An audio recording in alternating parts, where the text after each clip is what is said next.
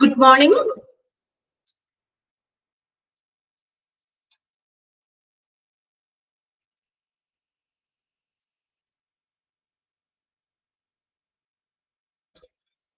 ഞാനൊന്ന് ഷെയർ ചെയ്തിട്ട് കേട്ടോ.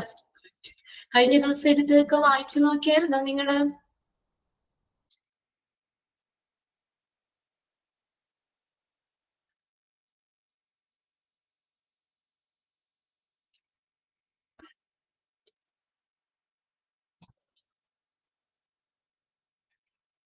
ഓക്കെ, വായിച്ചു നോക്കി, കുഴപ്പമൊന്നുമില്ലല്ലോ അല്ലെ? എല്ലാ ദിവസവും കറക്റ്റ് ആയിട്ട് വായിച്ചു വെക്കുക. മോക്ക് ടെസ്റ്റുകൾ കിട്ടിയായിരുന്നോ? നിങ്ങൾക്ക് 5 ക്വസ്റ്റ്യൻ ചെയ്യാൻ പറ്റിയോ? നമ്മൾ എടുത്തതിന് ബേസ് ചെയ്തിട്ട്, കഴിഞ്ഞ ക്ലാസ്സിൽ എടുത്തതിന് ബേസ് ചെയ്ത് 5 ക്വസ്റ്റ്യൻ മോക്ക് ടെസ്റ്റ് തന്നിട്ടുണ്ടായിരുന്നു. അത് ചെയ്ത് നോക്കി എല്ലാവരും? യെസ്, കാവ്യ ഇവിടെ തമ്മിട്ടുണ്ട്. ഓക്കെ, ഐശ്വര്യ തമ്മിട്ടുണ്ട്. എല്ലാ ദിവസവും കറക്റ്റ് ആയിട്ട് അത് ചെയ്ത് നോക്കാം കേട്ടോ. അപ്പൊ നമ്മൾ കഴിഞ്ഞ ക്ലാസ്സിൽ എവിടെ വരെയായിരുന്നു പറഞ്ഞത്? ഒബ്ജക്റ്റീവ്സ് ഓഫ് റിക്രൂട്ട്മെന്റ് അല്ലെ? അതിൽ ഒന്നാമത്തെ പോയിന്റ് നമ്മൾ കഴിഞ്ഞ ക്ലാസ്സിൽ കംപ്ലീറ്റ് ചെയ്തു. ഏതാണ്? ബിസിനസ് ഗ്രോത്ത് അല്ലെ? ബിസിനസ് ഗ്രോത്ത്, ബിസിനസിന്റെ വളർച്ചയ്ക്ക് റിക്രൂട്ട്മെന്റിന്റെ ലക്ഷ്യമാണ് ബിസിനസ് വളർച്ച. അതിനനുസരിച്ച് റിക്രൂട്ട്മെന്റ് നടത്തണം. ഓക്കെ, അടുത്തത് നോക്കിയേ, രണ്ടാമത്തെയാണ് ഫില്ലിംഗ്.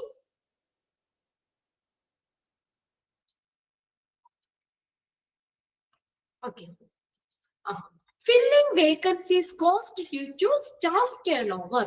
ടേൺ ഓവർ എന്ന് പറഞ്ഞാൽ കുറയുക. സ്റ്റാഫ് ഇപ്പോ എന്തെങ്കിലും കാരണങ്ങൾ കൊണ്ട് കമ്പനിയിൽ നിന്നൊക്കെ ലെഫ്റ്റ് ആവുക, അല്ലെങ്കിൽ അവരുടെ പൊടിഞ്ഞു പോക്ക്.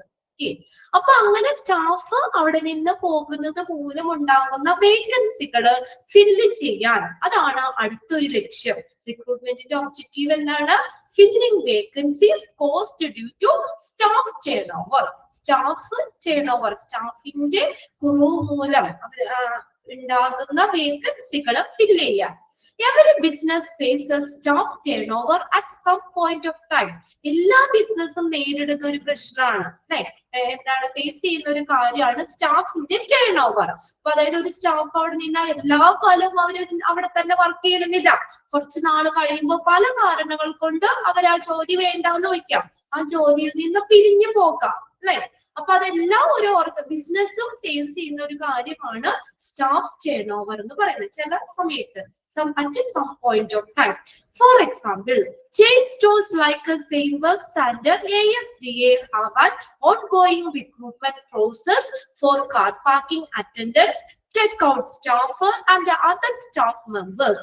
ഇത് ഇവിടെ പറഞ്ഞേക്കുന്നത് ഫോർ എക്സാമ്പിൾ ആയിട്ട് chain stores like Sainsbury's and ASDA, അതൊരു ബ്രിട്ടീഷ് സൂപ്പർ മാർക്കറ്റ് ചെയിൻ ആട്ടോ. അവിടെ എന്താണ്? റിക്രൂട്ട്മെന്റ് പ്രോസസ്സ് നടന്നുകൊണ്ടിരിക്കുകയാണ്.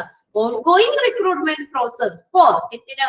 Car parking attendants, checkout staff, മറ്റുള്ള സ്റ്റാഫ് മെമ്പേഴ്സ്, ഇതിലേക്കുള്ള ഓൺഗോയിങ് റിക്രൂട്ട്മെന്റ് പ്രോസസ്സ് അവിടെ നടന്നുകൊണ്ടിരിക്കുകയാണ്. People will have a numerous reason to leave the job. ആളുകൾക്ക് പല കാരണമുണ്ട് ഒരു ജോലിയിൽ നിന്ന് ലെഫ്റ്റ് ആവാൻ, ലീവ് ചെയ്യാൻ പല കാരണങ്ങൾ കൊണ്ടുണ്ട് അല്ലെ? ഒരു എക്സാമ്പിൾ ഇവിടെ കൊടുത്തേക്കുന്നത് ഹയർ സ്റ്റഡീസ്. അപ്പൊ നമ്മളൊരു സ്ഥാപനത്തിന് ഇപ്പോ പഠനം കഴിഞ്ഞ് ജോലിക്ക് കയറി, അപ്പൊ നമുക്ക് എന്തെങ്കിലും അതിന്റെ തുടർ പഠനം ഹയർ സ്റ്റഡീസ് പഠിക്കണമെന്നുണ്ടെങ്കിൽ നമ്മൾ തൽക്കാലത്തേക്ക് ആ ജോലിയിൽ നിന്ന് ചിലപ്പോ മാറി നിൽക്കാം അല്ലെ? എന്നിട്ട് പിന്നെ കോഴ്സ് ഒക്കെ കംപ്ലീറ്റ് ചെയ്ത് തിരിച്ചു വേണമെങ്കിൽ ആ സ്ഥാപനത്തിലേക്ക് തന്നെ തിരിച്ചു വരാം, അല്ലെങ്കിൽ വേറെ സ്ഥാപനത്തിന് നമുക്ക് ജോലി നോക്കാം. ഒരു കാരണമാണ്. പിന്നെ ചിലർക്ക് ഇനി ജോലി കയറി കഴിയുമ്പോൾ ചിലപ്പോ എന്തെങ്കിലും ഫിസിക്കലി എന്തെങ്കിലും ബുദ്ധിമുട്ട് കാര്യങ്ങൾ ഉണ്ടാവുക, അല്ലെങ്കിൽ ഫാമിലിയിൽ എന്തെങ്കിലും പ്രശ്നങ്ങൾ ഉണ്ടാവുക. അങ്ങനെയൊക്കെ വരുമ്പോഴും നമ്മൾ ആ ജോലി വേണ്ടാന്ന് വെക്കാം, ജോലിയിൽ നിന്ന് ലീവ് ആവാം. അവിടെ പല കാരണങ്ങൾ കൊണ്ട് ആളുകൾ ജോലിയിൽ നിന്ന് ഒഴിഞ്ഞു പോകാം. And leave the job and need to to replace temporarily. അപ്പൊ പോകുന്ന ആ സ്റ്റാഫുകൾക്ക് പകരം ഒരാൾ അവിടെ റീപ്ലേസ് ചെയ്യണ്ടേ? വേണ്ടേ? ഒരാളുടെ പോസ്റ്റിൽ അയാൾ പോയി എന്ന് വെച്ച് കഴിഞ്ഞാൽ പോസ്റ്റ് അങ്ങനെ എന്നും വേക്കന്റ് ആയിട്ട് കിടക്കാൻ പറ്റുമോ? അതിന് പകരം എന്ത് ചെയ്യണം? അവിടെ കറക്റ്റ് ആയിട്ട് റീപ്ലേസ് ചെയ്യണം. പുതിയ സ്റ്റാഫിനെ നമ്മൾ അവിടെ നിയമിക്കണം. അപ്പൊ എന്ത് വേണം? അവിടെ റിക്രൂട്ട്മെന്റ് നടത്തണം. Hence, to fill this opening, recruitment is required. അപ്പൊ ഓപ്പണിംഗ് ഫിൽ ആ ഒരു ജോബ് ആ ജോബിന്റെ പൊസിഷൻ നമുക്ക് ഫില്ല് ചെയ്യാനായിട്ട് നമുക്ക് റിക്രൂട്ട്മെന്റ് ആവശ്യമാണ്. അതൊന്ന് അണ്ടർലൈൻ ചെയ്തിട്ടോ കേട്ടോ. People will have numerous reason to leave the job and need to replace regularly. പല കാരണങ്ങൾ കൊണ്ട് ആളുകൾ ജോലിയിൽ നിന്ന് കൊഴിഞ്ഞു പോകാം. ആ ഒരു പോസ്റ്റിലേക്ക് എന്ത് ചെയ്യണം? നമ്മൾ അവിടെ കറക്റ്റ് ആയിട്ട് അവരെ പ്ലേസ് ചെയ്യണം. ഒരാൾ പോയെന്ന് വെച്ചാൽ പുതിയൊരാൾ ആ പോസ്റ്റിലേക്ക് നിയമിക്കണം. അപ്പൊ ആ വേക്കൻസി അല്ലെങ്കിൽ ആ ജോബ് പൊസിഷൻ ഫിൽ ചെയ്യാൻ എന്താവശ്യമാണ്? അവിടെ എന്താവശ്യമാണ്? റിക്രൂട്ട്മെന്റ് ആവശ്യമാണ്. ഓക്കെ, രണ്ടാമത്തെ പോയിന്റ് ക്ലിയർ ആയോ? സ്റ്റാഫിന്റെ ടേൺ ഓവർ, അവരുടെ കൊഴിഞ്ഞു പോവല്, അത് മൂലമുണ്ടാകുന്ന വേക്കൻസി ഫില്ല് ചെയ്യാൻ റിക്രൂട്ട്മെന്റ് വേണം, റിക്രൂട്ട്മെന്റ് നടത്തണം. അതാണ് റിക്രൂട്ട്മെന്റിന്റെ മറ്റൊരു ഒബ്ജക്റ്റീവ്. ഓക്കെ അല്ലേ എല്ലാവർക്കും? ഇനി മൂന്നാമത്തെയാണ് ചേഞ്ചിങ് ജോബ് റോൾസ്. ഓക്കെ ആണല്ലോ അല്ലെ? ക്ലിയർ അല്ലേ? സെക്കൻഡ് പോയിന്റ് ലാസ്റ്റ് സെന്റൻസ് ഒന്ന് അണ്ടർലൈൻ ചെയ്തിടാം കേട്ടോ. Once more please. എന്താണ് നിഷാദ്, നെറ്റ് കട്ടായിട്ടാണോ എന്താണോ? എന്താ പറയാ, ഒരു ജോലിയിൽ നിന്ന് സ്റ്റാഫുകൾ കൊഴിഞ്ഞു പോകാൻ പല കാരണങ്ങളുണ്ട്. അപ്പൊ ആ കൊഴിഞ്ഞു പോകുന്ന സ്റ്റാഫുകൾക്ക് പകരം അവിടെ എന്ത് ചെയ്യണം? പുതിയ സ്റ്റാഫിനെ ആ ഒരു പോസ്റ്റിലേക്ക് പ്ലേസ് ചെയ്യണം. അതിനെന്ത് വേണം? റിക്രൂട്ട്മെന്റ് വേണം. അത്രേ അതിനകത്ത് പറഞ്ഞിട്ടുള്ളൂ. ഓക്കെ, അതിനകത്ത് ആ വേക്കൻസി ഫില്ല് ചെയ്യാൻ റിക്രൂട്ട്മെന്റ് നടത്തണം. ഇനി മൂന്നാമത്തെയാണ് ചേഞ്ചിങ് ജോബ് റോൾ. ജോലിയിൽ ഉണ്ടാകുന്ന മാറ്റങ്ങള്. ജോലി എല്ലാം എന്താ, ഒരു സ്ഥാപനം തുടങ്ങിക്കഴിഞ്ഞാൽ അവിടുത്തെ വർക്കുകള് എന്നും ഒരുപോലെ ഇരിക്കുമോ? ആ ഓർഗനൈസേഷൻ വളരുന്നതിന്റെ അനുസരിച്ച് ജോലിയിൽ വ്യത്യാസം വരാം അല്ലെ? ഇപ്പൊ നമ്മൾ ആദ്യം ചെല്ലുമ്പോ ചെയ്യുന്ന ജോലി ആയിരിക്കില്ല, കുറച്ചു നാള് നമ്മൾ അവിടെ നിന്ന് കഴിയുമ്പോൾ നമുക്ക് ആ ജോലിയിൽ നമുക്കൊരു മാറ്റം വരാം അല്ലെ? In the present world, work is changing continuously. ഇന്നിപ്പോ പ്രസന്റ് വേൾഡില് വർക്ക് എപ്പോഴും മാറിക്കൊണ്ടിരിക്കുക, ജോലി എപ്പോഴും ചേഞ്ച് ചെയ്തുകൊണ്ടിരിക്കുകയാണ്. The skills that seem to be of value today might turn redundant next year. Redundant എന്ന് പറഞ്ഞാൽ അനാവശ്യമായിട്ട്. അപ്പൊ അതായത് ഇപ്പോ മൂല്യമുള്ള കാര്യം, ഇന്ന് നമുക്ക് വാല്യുള്ള ഒരു കാര്യം അടുത്ത വർഷത്തില് അത് അനാവശ്യമായി മാറാം. ഇപ്പൊ ഇന്ന് നമുക്ക് ചെയ്യേണ്ട ജോലിയിലുള്ള കഴിവുകള് അടുത്ത വർഷം ജോലി മാറിയപ്പോ ആ കഴിവുകൾ മാത്രം ചിലപ്പോ മതിയാവൂല അല്ലെ? അത് ഒരു അനാവശ്യമായി മാറാം.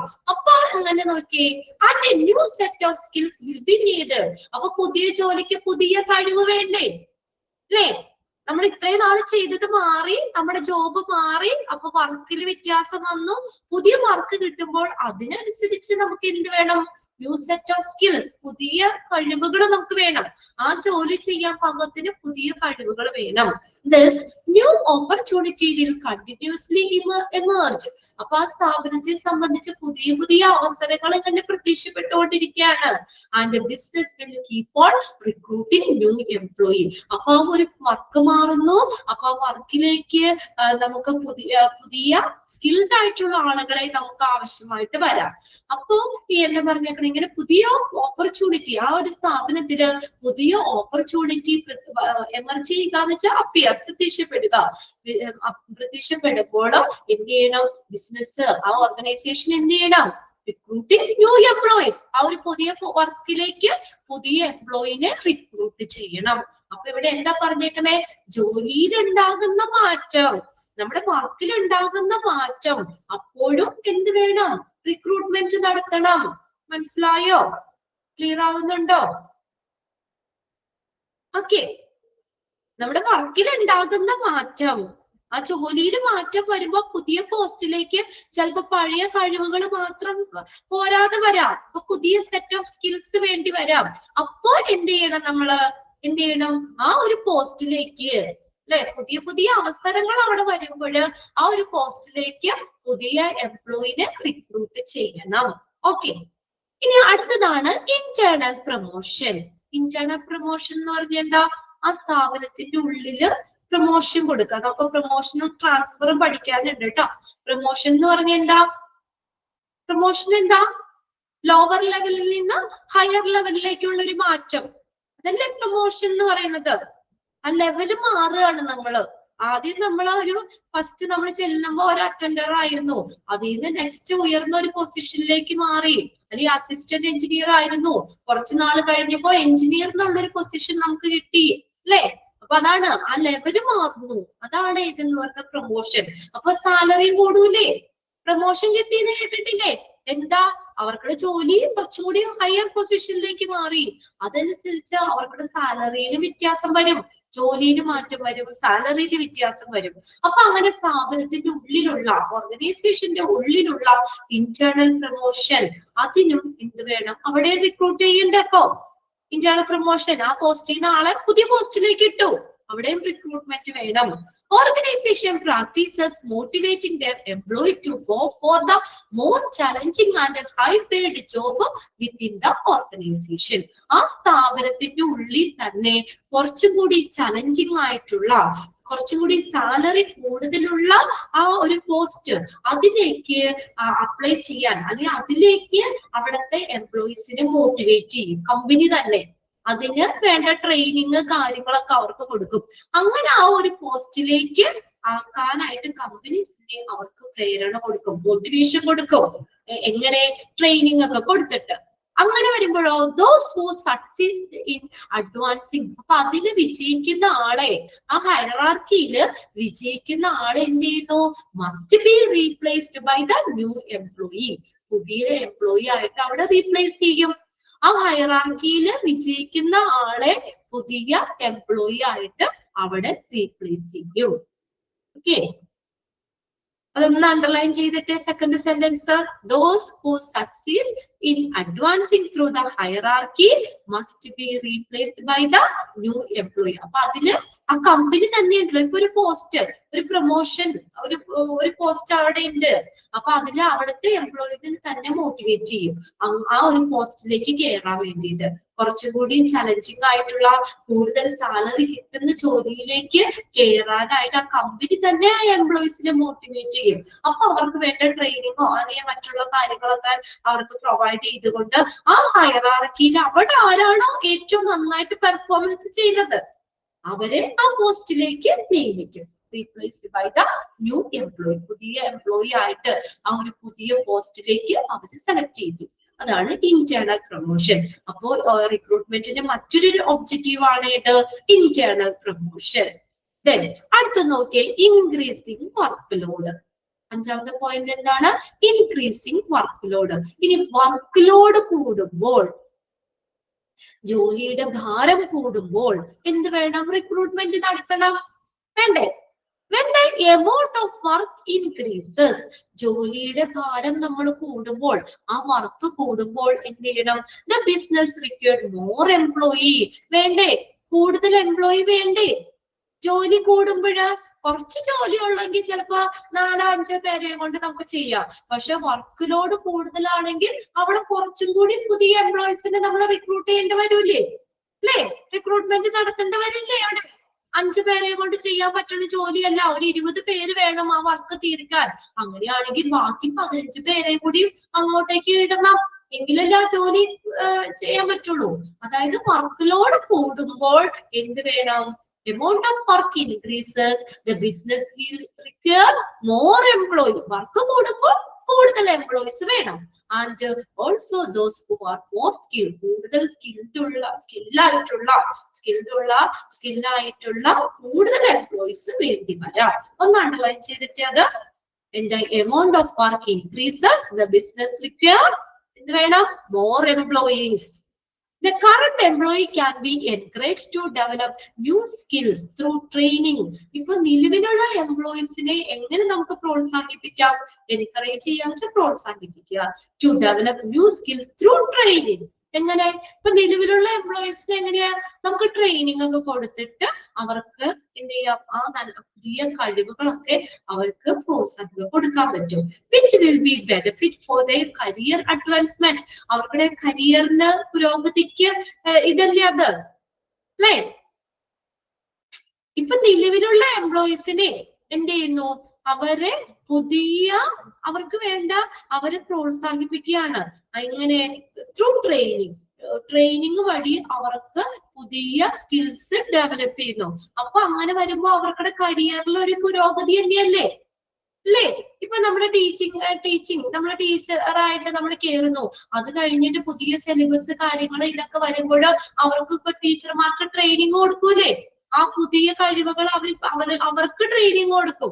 ഇതെങ്ങനെയാണ് ചെയ്യേണ്ടത്, കുട്ടികളെ കൊണ്ട് എങ്ങനെയാ ചെയ്യിക്കണേന്നൊക്കെ ഇടയ്ക്ക് ടീച്ചേഴ്സ് ട്രെയിനിങ്ങിന് പോയെന്നൊക്കെ കേൾക്കാറില്ലേ? പോർഷൻസ് ഇതൊക്കെ ചാപ്റ്റേഴ്സ് ഇതൊക്കെ മാറി വരുമ്പോൾ സിലബസ് മാറുമ്പോഴൊക്കെ അവർക്ക് ആദ്യം ട്രെയിനിങ് കൊടുക്കും. അപ്പൊ അവരെ അതിലേക്ക് ആ പുതിയ കഴിവുകള് അതെങ്ങനെയാണ് ഹാൻഡിൽ ചെയ്യേണ്ടത്, ഇങ്ങനെയുള്ള കാര്യങ്ങളൊക്കെ അവർക്ക് ഡെവലപ്പ് ചെയ്യാനായിട്ട് എന്താണ് അവരെ പ്രോത്സാഹിപ്പിക്കും. അപ്പൊ അങ്ങനെ വരുമ്പോ അവരുടെ കരിയറിൽ ഒരു പുരോഗതി തന്നെയല്ലേ അത്, അല്ലേ? അവരുടെ കരിയറിന്റെ ഒരു പുരോഗതി തന്നെയാണ്. Then increase their loyalty towards the organization. അപ്പൊ അങ്ങനെ വരുമ്പോൾ ആ സ്ഥാപനത്തിനോടുള്ള ലോയലിറ്റി എന്ന് പറഞ്ഞാൽ എന്താ? വിശ്വസ്തത കൂടും, അല്ലേ? ആ സ്ഥാപനത്തോടുള്ള വിശ്വസ്തത കൂടും. ലോയലിറ്റി, വിശ്വസ്തത towards the organization by promoting them to stay with the organization for a longer duration. അപ്പൊ അങ്ങനെ വരുമ്പോൾ എന്ത് ചെയ്യും? അവര് ആ ഒരു സ്ഥാപനത്തോടുള്ള ഒരു വിശ്വസ്തത അവർക്ക് കൂടും. അങ്ങനെ വരുമ്പോൾ അവര് കുറെ നാള് ദീർഘകാലത്തേക്ക് ആ ഓർഗനൈസേഷനിൽ നിൽക്കുകയും ചെയ്യും, ആ ഗ്യാപ്പ് ഫില്ല് ചെയ്യുകയും ചെയ്യും. മനസ്സിലായോ? അതായത് വർക്ക് ലോഡ് കൂടുമ്പോൾ ബിസിനസ്സിൽ കൂടുതൽ എംപ്ലോയീസ് വേണം. ഓക്കെ, അത് ആദ്യം പറഞ്ഞത്. നമ്മുടെ കമ്പനിയുടെ വർക്ക് ലോഡ് കൂടുമ്പോൾ കൂടുതൽ എംപ്ലോയീസ് ആവശ്യമായിട്ട് വരാം. ഇനി എന്താണ്? നിലവിലുള്ള എംപ്ലോയീസിന് തന്നെ ട്രെയിനിങ് കാര്യങ്ങളൊക്കെ കൊടുത്തിട്ട് ആ ഒരു പുതിയ സ്കിൽസ് അവർക്ക് ലഭിക്കുക, അത് ഡെവലപ്പ് ചെയ്യാനായിട്ട് പ്രോത്സാഹിപ്പിക്കുക. കമ്പനി അല്ലേ ട്രെയിനിങ് ഒക്കെ കൊടുക്കും. അത് അവരുടെ കരിയറിൽ ഒരു അഡ്വാൻസ്മെന്റ് തന്നെയാണ്, അവരുടെ ഒരു മുന്നേറ്റം തന്നെയാണ്, കരിയറിന്റെ ഒരു പുരോഗതിയാണ്. അപ്പൊ അങ്ങനെ ട്രെയിനിങ് ഒക്കെ കൊടുത്ത് അവരെ ആ പോസ്റ്റിലേക്ക് ആക്കാനും അല്ലെങ്കിൽ അവരെ കുറച്ചും കൂടി ഡെവലപ്പ് ചെയ്യുമ്പോൾ എന്താണ്? ആ കമ്പനിയോടുള്ള വിശ്വാസം കൂടും. എന്തായാലും എന്നെ ഇവിടെ നിന്ന് പറഞ്ഞു വിടൂല, അല്ലെങ്കിൽ എനിക്ക് എന്നെ ഒരു കുറച്ചും കൂടി അവരെ വികസിപ്പിക്കല്ലേ? ട്രെയിനിങ് ഒക്കെ കൊടുത്തിട്ട് ആ സ്റ്റാഫുകളെ അവിടെ തന്നെ നിർത്താൻ നോക്കുകയാണ് കമ്പനി ചെയ്യുന്നത്, അല്ലെ? അല്ലെങ്കിൽ ഇനി ഇത് പറ്റൂല, നിങ്ങൾ മാറി വേറെ ആളെന്ന് അങ്ങനെയല്ല. ആ പഴയ കറണ്ട് എംപ്ലോയീസിന് എന്ത് ചെയ്യുന്നു? അവരെ പ്രോത്സാഹിപ്പിക്കുന്നു, കൊടുക്കുന്നു. അവരെ എൻകറേജ് ചെയ്യാന്ന് വെച്ചാൽ പ്രോത്സാഹിപ്പിക്കുക, അല്ലെ? അവരെ പ്രോത്സാഹിപ്പിക്കുന്നത് അവർക്ക് സ്കിൽസ് ഡെവലപ്പ് ചെയ്യാൻ, അതിനു വേണ്ടി കമ്പനി ട്രെയിനിങ് കാര്യങ്ങളൊക്കെ കൊടുക്കുന്നു. അപ്പോ ആ ഒരു നമ്മുടെ എംപ്ലോയീസ് അവർക്ക് എന്താ? അവരുടെ കരിയറിന്റെ ഒരു പുരോഗതിയാണ്. അപ്പൊ അങ്ങനെ വരുമ്പോൾ ആ എംപ്ലോയിക്ക് എന്താണ്? ആ കമ്പനിയോടുള്ള വിശ്വാസം കൂടുന്നു.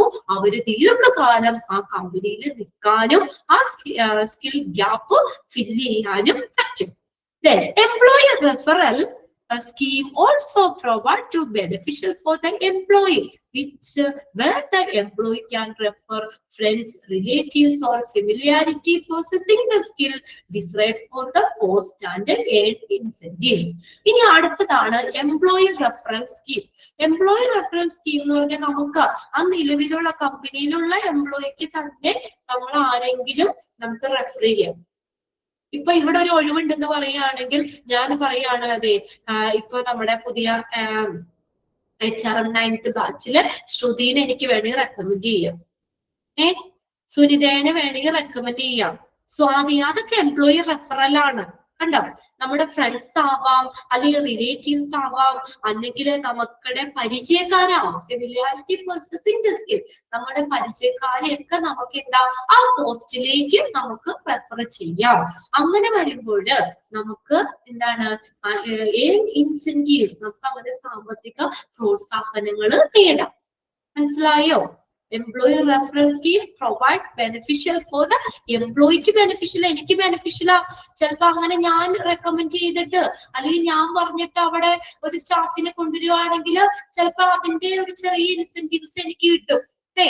എനിക്ക് എന്തെങ്കിലും എന്റെ സാലറിയിൽ എന്തെങ്കിലും ഒരു ഇച്ചിരി ഇത് വല്ല കൂട്ടിത്തരുമോ നിങ്ങള്, കാരണം ഈ കമ്പനിയിലേക്ക് 2-3 പേരെ കൊണ്ടുവന്നില്ലേ, അല്ലെ ആ ഒരു ഇതിനകത്ത് മനസ്സിലായോ? അപ്പൊ അങ്ങനെ വരുമ്പോൾ എംപ്ലോയിക്ക് അത് ബെനിഫിഷ്യൽ ആണ്. കണ്ടോ, employee referral scheme also proves to be beneficial for the employee where the employee, തൊഴിലാളി എംപ്ലോയിക്ക് റെഫർ ചെയ്യാം ഫ്രണ്ട്സിനെ, നമ്മുടെ ഫ്രണ്ട്സ് അല്ലേ, ഫ്രണ്ട്സിനെയോ അല്ലെങ്കിൽ നമ്മുടെ റിലേറ്റീവ്സ് ആരെങ്കിലും ഉണ്ടെങ്കിൽ അവരെ ആ കമ്പനിയിലേക്ക് റെഫർ ചെയ്യാം, അല്ലെങ്കിൽ എനിക്ക് പരിചയമുള്ള ആരെങ്കിലും ഒക്കെ റെഫർ ചെയ്യാം, ആ പോസ്റ്റിലേക്ക് റെഫർ ചെയ്യാം. അങ്ങനെ വരുമ്പോൾ നമുക്ക് സാമ്പത്തിക പ്രോത്സാഹനങ്ങൾ നേടാനും പറ്റും. ഒന്ന് അണ്ടർലൈൻ ചെയ്തോട്ടോ, employee referral scheme also prove to be beneficial for the employee, എംപ്ലോയിക്ക് അത് ബെനിഫിഷ്യൽ ആണ്. അപ്പൊ ഇത്രയാണ് ഒബ്ജക്റ്റീവ്സ്. അപ്പൊ അവിടെ ചോദിക്കാം കേട്ടോ, റിക്രൂട്ട്മെന്റിന്റെ ഒബ്ജക്റ്റീവ്സിൽ ഇൻക്ലൂഡ് ചെയ്യുന്നത് ഏത്, ഇൻക്ലൂഡ് ചെയ്യാത്തത് ഏത്, എന്തൊക്കെയാ, എന്തിന് റിക്രൂട്ട്മെന്റിന്റെ ലക്ഷ്യം എന്താ, ബിസിനസിന്റെ വളർച്ചയ്ക്ക് റിക്രൂട്ട്മെന്റ് വേണം. പിന്നെ സ്റ്റാഫിന്റെ കുറവ് മൂലം അല്ലെങ്കിൽ അവരുടെ കൊഴിഞ്ഞുപോക്ക് മൂലം ഉണ്ടാകുന്ന വേക്കൻസി ഫില്ല് ചെയ്യാൻ, പിന്നെ ജോബ് റോളിൽ മാറ്റം വരുമ്പോൾ അതനുസരിച്ച് പുതിയ ജോബിലേക്ക് പുതിയ ആളുകളെ നിയമിക്കാൻ, ഇന്റേണൽ പ്രൊമോഷൻ, കമ്പനിയുടെ ഉള്ളിൽ തന്നെയുള്ള പ്രൊമോഷൻ, അതിന് റിക്രൂട്ട്മെന്റിന്റെ ഒരു ലക്ഷ്യമാണ്. പിന്നെ വർക്ക് ലോഡ് കൂടുമ്പോഴും അതനുസരിച്ചുള്ള റിക്രൂട്ട്മെന്റ് നടത്തണം. ഓക്കെ, ഇനി നെക്സ്റ്റ് നമ്മൾ നോക്കുന്നത് ഫാക്ടർ ഇൻഫ്ലുവൻസിങ് റിക്രൂട്ട്മെന്റ്. റിക്രൂട്ട്മെന്റിനെ സ്വാധീനിക്കുന്ന ഫാക്ടേഴ്സ് ഏതൊക്കെയാണ്, ഘടകങ്ങൾ ഏതൊക്കെയാണ്, ഇങ്ങനെ റിക്രൂട്ട്മെന്റിനെ സ്വാധീനിക്കുന്ന ഘടകങ്ങൾ. Recruitment is mainly affected by following 2 types of factors. 2 തരത്തിലുള്ള ഫാക്ടേഴ്സ് ഉണ്ട് റിക്രൂട്ട്മെന്റ്. ഒന്നാമത്തെ നോക്കിയേ എക്സ്റ്റേണൽ ഫാക്ടേഴ്സ്, രണ്ടാമത്തെ ഇന്റേണൽ ഫാക്ടേഴ്സ്. പേര് പഠിച്ചു വെക്കുക കേട്ടോ. റിക്രൂട്ട്മെന്റിനെ അഫക്ട് ചെയ്യുന്ന 2 ഫാക്ടേഴ്സ് ഏതൊക്കെയാണ്, internal factors and external factors. കിട്ടിയോ? ഇതൊക്കെയാണ് internal and external. ഇനി external factors എന്ന് പറഞ്ഞാൽ എന്താണ്? External factors, these factors or forces are those factors which cannot be controlled by the organization. Recruitment process ഇല്ലേ, അതിനെ സ്വാധീനിക്കുന്ന ഘടകങ്ങൾ എന്തൊക്കെയാണ്? ഒന്നാമത്തെയാണ് എക്സ്റ്റേണൽ ഫാക്ടേഴ്സ്. എക്സ്റ്റേണൽ ഫാക്ടേഴ്സ് എന്ന് പറഞ്ഞാൽ ഓർഗനൈസേഷന് കൺട്രോൾ ചെയ്യാൻ പറ്റാത്ത ഘടകങ്ങൾ. അത്രേ ഓർത്ത് വെക്കാം. The factors which cannot be controlled by the organization is called a dash. എന്ത് പറയാം? External factors. പുറമെയുള്ള ഘടകങ്ങളാണ്, അത് കമ്പനിക്ക് കൺട്രോൾ ചെയ്യാൻ പറ്റില്ല. ക്ലിയർ ആയോ? അണ്ടർലൈൻ ചെയ്ത ആ ഫസ്റ്റ് സെന്റൻസ് അണ്ടർലൈൻ ചെയ്യാണ്. The factors which cannot be controlled by the organization. And the other external factors. A variety of external factors which affect the recruitment are the follows. Recruitment ne affect ചെയ്യുന്ന പല external factors ആണ് താഴെ കൊടുത്തേക്കുന്നത്. ഇവിടെയും ചോദിക്കാം കേട്ടോ, external factors include ചെയ്യുന്നത് ഏത്, include ചെയ്യാത്തത് ഏത്? Which of the following is included in the factors, external factors affecting the recruitment? Question മനസ്സിലായോ? External factors affecting the recruitment, അതിൽ ഉൾപ്പെടുന്നത് ഏത്? ഒന്നാമത്തെയാണ് supply and demand. Supply and demand. രണ്ടാമത്തെയാണ് അൺഎംപ്ലോയ്മെന്റ് റേറ്റ്. പിന്നെ മൂന്നാമത്തെയാണ് ലേബർ മാർക്കറ്റ്. ദെൻ അടുത്തതാണ് image or goodwill. അടുത്തതാണ് political, social, legal environment. Then അടുത്തത് എഫ് കോമ്പറ്റീറ്റേഴ്സ്. ഓക്കെ, ഇതങ്ങനെ എഫ് വരെ ഉണ്ട്. ഇത്രയും ഏത് വരുന്നതാണ്? എക്സ്റ്റേണൽ ഫാക്ടേഴ്സിൽ വരുന്നതാണ്. ഓക്കെ, ഫസ്റ്റത്തെയാണ് supply and demand. A significant factor in the recruitment process is the manpower supply. അപ്പൊ ഏറ്റവും നമ്മളൊരു വലിയ കമ്പനി മാത്രം ഉണ്ടാക്കി വെച്ചാൽ പോരാ, അവിടെ ഏറ്റവും പ്രധാനപ്പെട്ട ഒരു ഘടകം എന്ന് പറഞ്ഞാൽ മാൻ പവർ ആണ്, ഹ്യൂമൻ റിസോഴ്സ്. അതിന് വേണ്ട തൊഴിലാളികൾ വേണ്ടേ അവിടെ, അവർക്കുടെ ലഭ്യത. അതാണ് ഒന്നാമത്തത്, supply and demand. Man power supply, അത് റിക്രൂട്ട്മെന്റിനെ സ്വാധീനിക്കുന്ന ഒരു ഘടകമാണ്. മാൻ പവർ, ആളുകൾ വേണ്ടേ? റിക്രൂട്ട്മെന്റ് നടത്തണമെങ്കിൽ അവിടെ അതിന് ആളുകൾ വേണ്ടേ? ആളുകളുടെ സപ്ലൈ വേണ്ടേ? ആളുകൾ വേണം. അതാണ് the significant factor in the recruitment process is the manpower supply, both the inside and outside the organization. ഇനി manpower എന്ന് പറഞ്ഞത് അവിടെ എംപ്ലോയി സ്റ്റാഫുകള് അല്ലെ, അവര് ഓർഗനൈസേഷന്റെ ഉള്ളിലുള്ളവരാകാം, പുറത്തു നിന്നാവാം. ഔട്ട്സൈഡ് ദ ഓർഗനൈസേഷൻ, ഓർഗനൈസേഷന് പുറത്തു നിന്നാവാം അല്ലെങ്കിൽ അകത്ത് നിന്നാവാം manpower. അതിന്റെ സപ്ലൈ അത് വേണം, manpower വേണം. If the demand of the professional in the company is more, ഇനി നോക്കിയേ, കമ്പനിയില് ഈ പ്രൊഫഷണൽസിന്റെ ഡിമാൻഡ് കൂടുതലാണ്, കൂടുതൽ ജോലിക്കാർ വേണം. ആ കമ്പനിയില് ജോലി ചെയ്യാൻ കൂടുതൽ ജോലിക്കാർ വേണം. Demand of the professional in the company is more, കൂടുതലാണ്. And supply of professional in the market is low, പക്ഷെ മാർക്കറ്റിൽ കുറവാണ്. മനസ്സിലാവുന്നുണ്ടോ? കമ്പനിയില് ഇപ്പൊ ഒരു പോസ്റ്റ്, എഞ്ചിനീയർ പോസ്റ്റ് ആണ്. ആ പോസ്റ്റിലേക്ക് ഒരുപാട് പ്രൊഫഷണൽസ് ആവശ്യമുണ്ട്. കമ്പനിയിൽ ഒരു 100 എഞ്ചിനീയേഴ്സിന്റെ ആവശ്യമുണ്ട്. നമ്മളൊരു പുതിയ കമ്പനി തുടങ്ങി, അതിന് 100 എഞ്ചിനീയർമാരുടെ ആവശ്യമുണ്ട്. പക്ഷേ മാർക്കറ്റിൽ ആ പ്രൊഫഷണൽസ് കുറവ്. അതായത് എഞ്ചിനീയറിംഗ് പാസ്സായത് ഈ വർഷം ഇപ്പൊ എഞ്ചിനീയറിംഗ് പാസ്സായ ഒരു കുറവേ ഉള്ളൂ. അങ്ങനെ വരികയാണെങ്കിലോ the company will have to rely. അപ്പൊ അങ്ങനെ വരുമ്പോൾ കമ്പനി എന്തിനെ ആശ്രയിക്കും? ഡിപ്പെൻഡിങ് ഓൺ, റിലേ എന്ന് പറഞ്ഞാൽ ഡിപ്പെൻഡ് ചെയ്യും. ഇതിനെ ഓൺ ഇന്റേണൽ സോഴ്സ്, ഇന്റേണൽ സോഴ്സിനെ ഡിപ്പെൻഡ് ചെയ്യും കമ്പനി അല്ലെ. അവിടെ ഉള്ള സ്റ്റാഫിനെ വെച്ചിട്ട് അവർക്ക് ട്രെയിനിങ് ഒക്കെ കൊടുത്തിട്ട് ആ ഒരു പോസ്റ്റിലേക്ക് ആക്കൂലേ അവരെ. കുറവാണെങ്കിൽ, മാർക്കറ്റിൽ കുറവാണെങ്കിൽ, ഇപ്പൊ കമ്പനിയിൽ കുറച്ച് വർക്കേഴ്സ് ഉണ്ടെന്ന് വിചാരിക്കാം. അപ്പൊ പക്ഷെ കമ്പനിയിൽ കൂടുതൽ പ്രൊഫഷണൽസ് ആവശ്യമാണ്. പക്ഷെ മാർക്കറ്റിൽ അവര് കുറവാണെങ്കിൽ കമ്പനി ഒരു കാര്യം ചെയ്യും. എന്ത് ചെയ്യും? കമ്പനിയുടെ ഉള്ളിൽ ഇന്റേണൽ സോഴ്സിനെ, കമ്പനിയുടെ ഉള്ളിലുള്ള എംപ്ലോയീസിനെ തന്നെ ട്രെയിനിങ് കൊടുത്ത് അവരെ ഡെവലപ്പ് ചെയ്യും. ക്ലിയർ ആയോ പറഞ്ഞേ? അപ്പൊ ഒന്നാമത്തെ ഫാക്ടർ ആരാണ് അവിടെ? ആർക്കടെ ലഭ്യതയാണ്? Manpower supply. Okay, Aishwarya ഒരു തമ്പിട്ടുണ്ട് കേട്ടോ. ബാക്കി ആർക്കും ക്ലിയർ അല്ലേ? ഇടയ്ക്കൊക്കെ manpower supply. Very good. ഏതാണ് വേണ്ടേ? മാൻ പവർ ആണ് ഒന്നാമത്തെ ഫാക്ടർ റിക്രൂട്ട്മെന്റിന്റെ. ആളുകൾ വേണ്ടേ? പിള്ളേരെ വേണ്ടേ? നമുക്ക് കമ്പനിക്ക് ആളുകൾ ആവശ്യമാണ്. പ്രൊഫഷണൽസ് വേണം. അപ്പൊ മാർക്കറ്റിൽ അവര് വേണ്ടേ? മാർക്കറ്റിൽ അവര് വേണം, മാൻ പവർ വേണം. ഇനി മാർക്കറ്റിൽ അവർക്കുടെ ലഭ്യത കുറവാണെങ്കിൽ കമ്പനി ഒരു കാര്യം ചെയ്യും.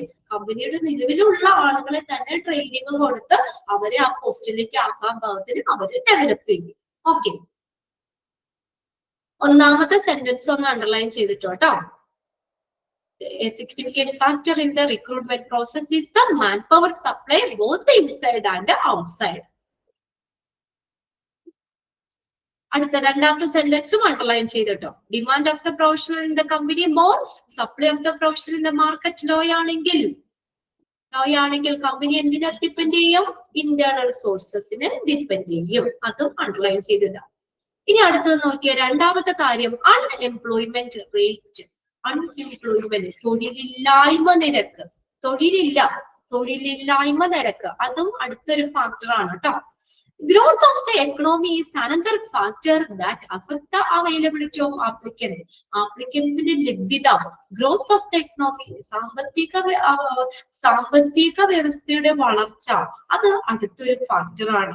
That affect the availability of the applicants. Applicants-ന്റെ ലഭ്യതയെ അഫക്ട് ചെയ്യുന്ന ഒരു കാര്യമാണ് ഗ്രോത്ത് ഓഫ് ദ എക്കണോമി എന്ന് പറയുന്നത്.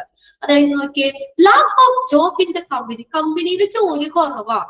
And the scarce labor, scarce എന്ന് പറഞ്ഞാൽ കൂടുതൽ, അധികം, more, കൂടുതൽ എന്നുള്ള മീനിങ് ആട്ടോ. കൂടുതൽ ലേബർ ഇൻ ദ മാർക്കറ്റ്, പക്ഷെ മാർക്കറ്റിൽ കുറെ തൊഴിലാളികൾ ഉണ്ട്. Can gives rise to a situation of unemployment. അങ്ങനെ വരുമ്പോൾ എന്ത് വരും?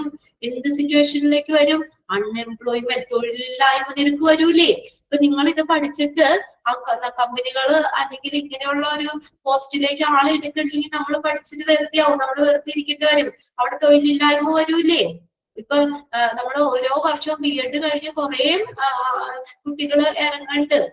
പക്ഷെ സ്കൂളുകളിൽ ടീച്ചേഴ്സിന്റെ ഇത് കുറവാണെങ്കിൽ നമുക്ക് എന്താ മാർക്കറ്റിൽ അവർ കൂടുതലുണ്ട്. കോഴ്സ് പഠിച്ച് എല്ലാം കഴിഞ്ഞിരിക്കുന്നവർ കുറെ ഉണ്ട്.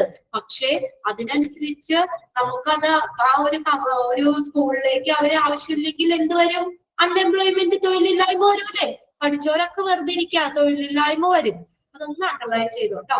Lack of the job in the company, കമ്പനിയിലെ ജോലി കുറവ്, പക്ഷെ മാർക്കറ്റില് തൊഴിലാളികൾ കൂടുതലുണ്ട്. അതിന് വില്ലിങ് ആയിട്ടുള്ള, അത് പഠിച്ച ക്വാളിഫിക്കേഷൻ ഉള്ള അത് കൂടുതലുണ്ട്. Labour, surplus labour in the market, തൊഴിലാളികൾ കൂടുതലാണ് മാർക്കറ്റില്. അങ്ങനെ വരുമ്പോൾ എന്തിലേക്ക് കാരണമാകും? അൺഎംപ്ലോയ്മെന്റ്, തൊഴിലില്ലായ്മ നിരക്ക് എന്നതിലേക്ക് കാരണമാകും, എന്നൊരു സിറ്റുവേഷന് കാരണമാകും. ഇനി അടുത്ത ഫാക്ടർ ആണ് labour market. Labour market is also known as job market എന്ന് പറയും കേട്ടോ. Job market, JOB, job market. Employment condition in the area where the organization is situated. ഒരു ഓർഗനൈസേഷൻ നിൽക്കുന്ന, അത് സിറ്റുവേറ്റ് ചെയ്യുന്ന ആ ഒരു പ്ലേസ്, ഏരിയയിലെ എംപ്ലോയ്മെന്റ് കണ്ടീഷൻ നോക്കും. In the area where the organization is situated affect the recruitment activity of the organization. കണ്ടോ? അതായത് ഇപ്പൊ എവിടെയാണ് ആ സ്ഥാപനം നിൽക്കുന്നത്, കണ്ടോ, അവിടുത്തെ എംപ്ലോയ്മെന്റ് കണ്ടീഷൻ, തൊഴിൽ ഇത് നോക്കും. അത് റിക്രൂട്ട്മെന്റ് ആക്ടിവിറ്റിനെ അഫക്ട് ചെയ്യുന്ന പറഞ്ഞിരിക്കുന്നത്. Orderly attempt like displaying job vacancy on A notice board or announcement is A official meeting etcetera. അപ്പൊ നമുക്ക് എങ്ങനെ നമുക്ക് ആ ജോബ് വേക്കൻസി ഡിസ്പ്ലേ ചെയ്യാൻ പറ്റും? അവരെ എങ്ങനെ പ്രദർശിപ്പിക്കാൻ പറ്റും? നോട്ടീസ് ബോർഡിൽ ഇടാം, ഇന്ന പോസ്റ്റിലേക്ക് ഇന്ന ഒഴിവുണ്ട്, ഇന്ന ക്വാളിഫിക്കേഷൻ ഉള്ളവർക്ക് അപ്ലൈ ചെയ്യാം എന്നൊക്കെ പറഞ്ഞ ജോബ് വേക്കൻസി നോട്ടീസ് ബോർഡിലോ അല്ലെങ്കിൽ അനൗൺസ്മെന്റ് ആയിട്ട് കൊടുക്കാം. ഇൻ ദ ഒഫീഷ്യൽ മീറ്റിംഗിൽ അനൗൺസ്മെന്റ് ആയിട്ടൊക്കെ കൊടുക്കാൻ പറയും. അങ്ങനെ നമുക്ക് ജോബ് വേക്കൻസി പ്രദർശിപ്പിക്കാൻ പറ്റും. വിൽ അട്രാക്ട്, അപ്പൊ അങ്ങനെ വരുമ്പോ കൂടുതൽ കാൻഡിഡേറ്റ്സിനെ അട്രാക്ട് ചെയ്യും than needed at the time of the recruitment. റിക്രൂട്ട്മെന്റിന്റെ ആ സമയത്ത് ആവശ്യമുള്ളതിനേക്കാളും കാൻഡിഡേറ്റ്സിനെ അട്രാക്ട് ചെയ്യും. ഓക്കെ, മനസ്സിലായോ? ഇപ്പൊ ഒരു സ്ഥാപനത്തില് റിക്രൂട്ട്മെന്റ് നടക്കുകയാണ്, ഒരു അനൗൺസ്മെന്റ് കൊടുക്കുകയാണ്, ഒരു നോട്ടീസ് ബോർഡിൽ എടുക്കുകയാണ്, അല്ലെങ്കിൽ ഒഫീഷ്യൽ മീറ്റിംഗിൽ ഇന്ന കമ്പനിയിലേക്ക് ഇന്ന ദിവസം അവിടെ റിക്രൂട്ട്മെന്റ് നടത്തുന്നുണ്ട് എന്ന് പറഞ്ഞു കഴിഞ്ഞാൽ അത് കേൾക്കുന്ന, അതിലേക്ക് അപ്ലൈ ക്വാളിഫിക്കേഷൻ ഒക്കെ പറഞ്ഞു കഴിഞ്ഞാൽ അത് കേൾക്കുന്ന എല്ലാവരും കൂടുതൽ കാൻഡിഡേറ്റ്സിനെ അട്രാക്ട് ചെയ്യൂല അങ്ങോട്ട്, അല്ലേ? ഇപ്പൊ 5 വേക്കൻസി ഉള്ളൂ എന്ന് പറഞ്ഞാൽ 5 പേര് മാത്രമാണ് അതിലേക്ക് അപ്ലൈ ചെയ്യാൻ നോക്കോളൂ. അങ്ങനെ ഒരു അനൗൺസ്മെന്റ് നമ്മൾ കിട്ടി, അല്ലെങ്കിൽ നോട്ടീസ് ബോർഡിൽ പരസ്യം കൊടുത്തു കഴിഞ്ഞാൽ ചിലപ്പോ 500 പേര് ആ പോസ്റ്റിലേക്ക് അപ്ലൈ ചെയ്യാൻ ബയോഡേറ്റ കാര്യങ്ങളൊക്കെ കൊടുക്കും, അല്ലേ? ഇല്ലേ? അപ്പൊ അങ്ങനെ വരുമ്പോഴെന്താണ്? This will attract more candidates than needed at the time of recruitment. റിക്രൂട്ട്മെന്റ് സമയത്ത് നമുക്ക് ശരിക്കും പറഞ്ഞാൽ 5 പേര് മതി, പക്ഷെ അതിൽ കൂടുതൽ കാൻഡിഡേറ്റ്സിനെ അട്രാക്ട് ചെയ്യാനായിട്ട് സാധിക്കും. ഒന്നാമത്തെ സെന്റൻസ് അതിൽ അണ്ടർലൈൻ ചെയ്തിട്ടേ കേട്ടോ. ആ ഒരു സ്ഥാപനം നിൽക്കുന്ന അവിടത്തെ എംപ്ലോയ്മെന്റ് കണ്ടീഷൻ, തൊഴില്, അത് റിക്രൂട്ട്മെന്റിന്റെ പ്രവർത്തനത്തെ, റിക്രൂട്ട്മെന്റ് ആക്ടിവിറ്റിനെ സ്വാധീനിക്കും.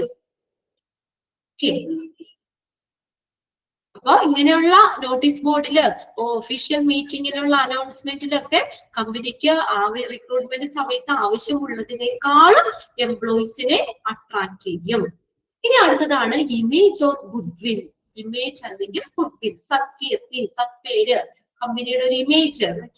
Employers image can also act as a barrier of recruitment. റിക്രൂട്ട്മെന്റിന്റെ ഒരു ബാരിയർ ആണ് എംപ്ലോയർ, തൊഴിലുടമ. എംപ്ലോയർ ആണ് കേട്ടോ, തൊഴിലുടമ. ഇമേജ്, ആ ഒരു ഇപ്പൊ നമ്മള് കമ്പനിയുടെ ഹെഡ് അല്ലെങ്കിൽ തൊഴിലുടമയിലെ എംപ്ലോയർ, അവർക്കുടെ ഇമേജ് അത് ഒരു റിക്രൂട്ട്മെന്റിനെ സ്വാധീനിക്കും. The activity of the organization are the basis for building organizational image. അത് പിന്നെ അതുപോലെ തന്നെ ആ സ്ഥാപനത്തിന്റെ പ്രവർത്തനങ്ങളും ഓർഗനൈസേഷന്റെ ഇമേജ് ബിൽഡ് ചെയ്യാൻ സാധ്യമാവൂലേ?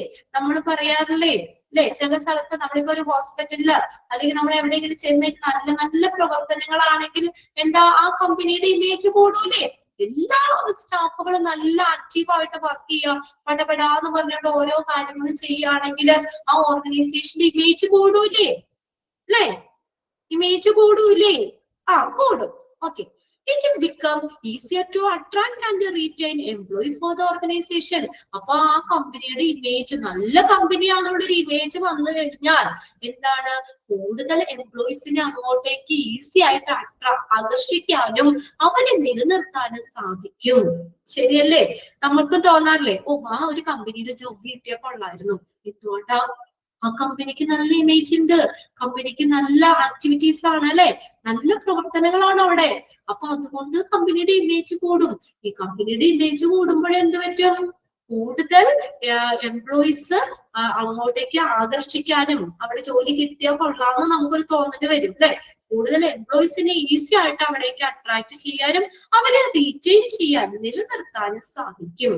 ഇനി ഒരു കാര്യം നോക്കിയേ, it has a positive image and goodwill as an employer than for an organization with a negative image. എന്താണ് പറഞ്ഞിരുന്നത്? ഒരു കമ്പനിയുടെ ഇമേജ് ഇച്ചിരി കുറവാന്ന് വിചാരിക്കാം.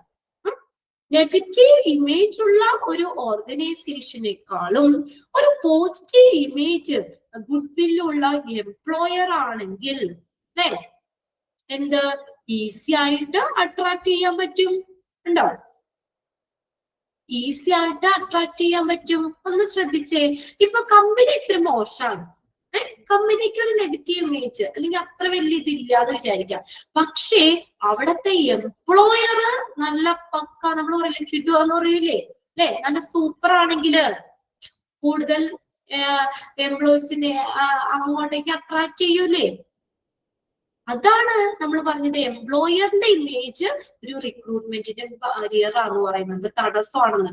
ഇപ്പൊ നമ്മളെ കമ്പനി വലിയ കമ്പനിയാട്ടോ, പക്ഷെ നമ്മുടെ ഹെഡ് അത്ര പോരാ, ഭയങ്കര ചീത്ത പറയും, അല്ലെങ്കിൽ ഭയങ്കര ഇതാണെങ്കിൽ നമുക്ക് അങ്ങോട്ട് അപ്ലൈ ചെയ്യാൻ തോന്നുമോ?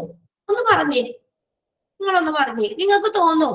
കമ്പനി വലിയ ഇതൊക്കെയാണ്, പക്ഷെ അവിടുത്തെ ആ എംപ്ലോയർ ഇച്ചിരി മോശമാണെങ്കിൽ നമുക്ക് അയാളുടെ കീഴിൽ നിൽക്കാൻ നമുക്ക് തോന്നൂല, അല്ലെ? അതൊരു ബാരിയറാണ്.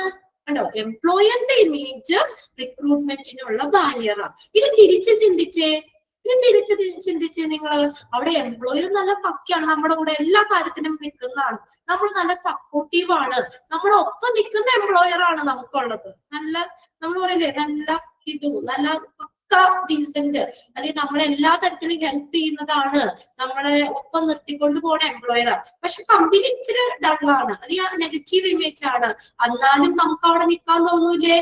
അല്ലെ? എന്തുകൊണ്ടാ? നമ്മുടെ എംപ്ലോയർ നല്ല സൂപ്പർ ആയതുകൊണ്ട്. ഓക്കെ, അതാണ് അതിനകത്ത് പറഞ്ഞേക്കുന്നത്. ഒന്ന് അണ്ടർലൈൻ ചെയ്തിട്ടോട്ടോ, അത് ഒന്നാമത്തെ സെന്റൻസ് അണ്ടർലൈൻ ചെയ്തിട്ട്, അതില് എംപ്ലോയറിന്റെ ഇമേജ് റിക്രൂട്ട്മെന്റിന്റെ ഒരു ബാരിയർ ആണ്. ഇനി രണ്ടാമത്തെ സെന്റൻസ് ഒന്ന് അണ്ടർലൈൻ ചെയ്തിട്ട്, രണ്ടാമത്തെ മൂന്നാമത്തത്, അത് മൂന്നും കുഴപ്പമില്ല കേട്ടോ, മൂന്നൊന്ന് അണ്ടർലൈൻ ചെയ്യുക. ഓക്കെ. അപ്പൊ എംപ്ലോയിനെ അട്രാക്ട് ചെയ്യാനായിട്ട്, ഈസി ആയിട്ട് അട്രാക്ട് ചെയ്യാനും അവരെ നിലനിർത്താനും സഹായിക്കും. എങ്ങനെ? ഒരു പോസിറ്റീവ് ഇമേജും ഗുഡ്വില്ലും ഉള്ള എംപ്ലോയർ ഉണ്ടെങ്കിൽ. ഓക്കെ. അടുത്തത് ആണ് പൊളിറ്റിക്കൽ, സോഷ്യൽ, ലീഗൽ എൻവയോൺമെന്റ്. ഈ പൊളിറ്റിക്കൽ ആയിട്ടുള്ള, രാഷ്ട്രീയമായിട്ടുള്ള, സോഷ്യൽ, സാമൂഹികമായിട്ടുള്ള, ലീഗൽ, നിയമപരമായിട്ടുള്ള ഒരു അന്തരീക്ഷം. Recruitment practices are directly influenced by various government regulations. ചില റിക്രൂട്ട്മെന്റ് പ്രവർത്തനങ്ങള് എന്തിന്? ഗവൺമെന്റ് നിയന്ത്രണങ്ങൾ സ്വാധീനിക്കും. Which can keep out favoritism. ഫേവറിറ്റിസത്തിനെ നമുക്ക് എന്താ പറയാ, കീപ്പ് ഔട്ട് എന്ന് എന്താ പറയാ, നമുക്ക് ഫേവർ ചെയ്തോലെ എടുക്കാൻ പറ്റൂല അവിടെ. കാര്യം എന്താ? ഗവൺമെന്റ് റെഗുലേഷൻസ് ഉണ്ട്, ഉണ്ടോ? ഗവൺമെന്റ് നമുക്ക് റെഗുലേഷൻസ് ഉണ്ട്, അത് ഫേവറിറ്റിസത്തെ ഒഴിവാക്കുന്നു, കീപ്പ് ഔട്ട് ചെയ്യുന്നു, ഒഴിവാക്കുന്നു. In hiring and employment. Hiring, ഈ നമ്മള് ഈ ഒരു പോസ്റ്റ് ഉണ്ട്, ആ പോസ്റ്റിലേക്ക് ആളെ നിയമിക്കുന്നതിന് നമുക്ക് ഫേവർ ആയിട്ടുള്ള ആളെ നമുക്ക് എടുക്കാൻ പറ്റൂല. എന്തുകൊണ്ടാ? അവിടെ എന്തുണ്ട്? അവിടെ ഗവൺമെന്റ് റെഗുലേഷൻസ് ഉണ്ട്. എക്സാമ്പിൾ നോക്കിയേ, legislation for reservation in employment for scheduled caste, scheduled tribes, physically handicapped etcetera have been introduced by the government of India. ഇല്ലേ, ഇന്ത്യ ഗവൺമെന്റ് ഇങ്ങനെയുള്ളത് ഷെഡ്യൂൾഡ് കാസ്റ്റ്, ഷെഡ്യൂൾഡ് ട്രൈബ്സ്, പട്ടികജാതി പട്ടികവർഗം, ഫിസിക്കലി ഹാൻഡിക്യാപ്റ്റഡ് ആയിട്ടുള്ളവർക്ക് റിസർവേഷൻ കൊടുത്തിട്ടില്ലേ? അല്ലെ, ഒരു കമ്പനിയിൽ ഇത്ര പോസ്റ്റ് ഇവർക്ക് വേണ്ടി മാറ്റി വെച്ചേക്കാം. അപ്പൊ നമുക്ക് അവിടെ ഇഷ്ടമുള്ള ഒരാളെ നിയമിക്കാൻ പറ്റുമോ? മാനേജ്മെന്റിന് നിയമിക്കാൻ പറ്റുമോ? പറ്റുമോ? ഇല്ല അല്ലേ? അതായത് നമ്മൾ അവിടെ എന്താണ് കീപ് ഔട്ട് ദ ഫേവറിറ്റിസം, ഫേവറിറ്റിസത്തെ ഒഴിവാക്കുന്നു. ഓക്കെ, ഇനി അടുത്ത് നോക്കിയേ, അതൊന്ന് അണ്ടർലൈൻ ചെയ്തിട്ടോ കേട്ടോ. Government regulations which keep out the favoritism in hiring and employment. ഇനി അടുത്തത് നോക്കിയേ, ഇൻ അഡീഷൻ ട്രേഡ് യൂണിയൻ, പിന്നെ തൊഴിലാളി സംഘടനകളില്ലേ, യൂണിയനുകള്, തൊഴിലാളി union prominent position in the recruitment. യൂണിയൻകാരും റിക്രൂട്ട്മെന്റിൽ ഒരു പ്രധാനം അർഹിക്കുന്നുണ്ട്, അവർക്കും ഒരു പ്രധാന സ്ഥാനമുണ്ട്. This hampers the managers freedom to choose the prospective candidates. ഇത് എന്താ, മാനേജ്മെന്റിന്റെ ഫ്രീഡത്തെ എന്ത് ചെയ്യുന്നു, തടസ്സപ്പെടുത്തുന്നു യൂണിയൻ. ഇപ്പൊ യൂണിയനിലുണ്ട്, യൂണിയനിന് ആരെങ്കിലും ചിലപ്പോ ആ പോസ്റ്റില് നിയമിക്കണം എന്ന് പറഞ്ഞിട്ട് അവര് റെക്കമെൻഡ് ചെയ്യാം, യൂണിയൻ റെക്കമെൻഡ് ചെയ്യാം. അപ്പൊ അതും എന്ത് ചെയ്യുന്നു, നമുക്ക് ആ ഒരു മാനേജ്മെന്റിന്റെ ഫ്രീഡത്തെ ഹാമ്പർ ചെയ്യാന്ന് വെച്ചാൽ തടസ്സപ്പെടുത്തുക എന്നുള്ള മീനിങ് കേട്ടോ, തടസ്സപ്പെടുത്തുന്നു. ഓക്കെ, അടുത്ത നോക്കിയേ, recruitment sources can be limited by the union regulation if the candidates does not fulfil the criteria set by the union. ഇനി യൂണിയൻ നിർദ്ദേശിച്ച പ്രകാരമുള്ള മാനദണ്ഡങ്ങൾ ആ കാൻഡിഡേറ്റ്സ് ഫുൾഫിൽ ചെയ്യുന്നില്ലെങ്കിൽ യൂണിയന് എന്താണ്, അതില് ചില നിയന്ത്രണങ്ങൾ ഏർപ്പെടുത്താം. റിക്രൂട്ട്മെന്റ് സോഴ്സസ് ലിമിറ്റ് ചെയ്യുക, അതിനെ പരിമിതപ്പെടുത്താം. യൂണിയന് റെക്കമെൻഡ് ചെയ്യാം. അവിടെ ഉണ്ടോ, യൂണിയനും റിക്രൂട്ട്മെന്റിൽ ഒരു പ്രധാനപ്പെട്ട പങ്കുണ്ട്. ഗവൺമെന്റിന്റെ ആരും പറഞ്ഞില്ലേ, അവര് ഇന്ത്യ ഗവൺമെന്റ് റിസർവേഷൻ ചെയ്തിട്ടുണ്ട്. ഹാൻഡിക്യാപ്റ്റഡ് ആയിട്ടുള്ള, ഷെഡ്യൂൾഡ് കാസ്റ്റഡ്, ഷെഡ്യൂൾഡ് ട്രൈബിനൊക്കെ ഇത്രയും സീറ്റ് എന്നുള്ളത് അവരത് വെച്ചിട്ടുണ്ട്. അപ്പൊ മാനേജ്മെന്റിന് എന്താണ്, കീപ് ഔട്ട് ദ ഫേവറിറ്റിസത്തെ ഒഴിവാക്കാൻ പറ്റും. എനിക്കിപ്പോ ആ സുനിതാനെ കൊണ്ടുവന്ന് അവിടെ ഇരുത്താൻ പറ്റില്ല, പോസ്റ്റ് തരാൻ പറ്റൂല. ശ്രുതിക്ക് ആ പോസ്റ്റ് തരാൻ പറ്റില്ല.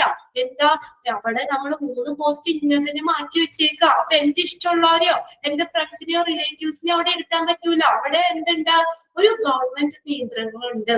പിന്നെ രണ്ടാമത്തെ എന്ന് പറഞ്ഞാൽ യൂണിയനും ഒരു പ്രധാനപ്പെട്ട പങ്ക് വഹിക്കുന്നുണ്ട്. ഇപ്പൊ യൂണിയനിൽ ചിലപ്പോ യൂണിയന് ഒരാളെ റെക്കമെൻഡ് ചെയ്യാം, യൂണിയനിൽ നിന്നുള്ള അതും അങ്ങനെ വരുമ്പോഴും മാനേജ്മെന്റിന്റെ ഫ്രീഡത്തെ എന്ത് ചെയ്യുന്നു, പരിമിതപ്പെടുത്തുന്നു.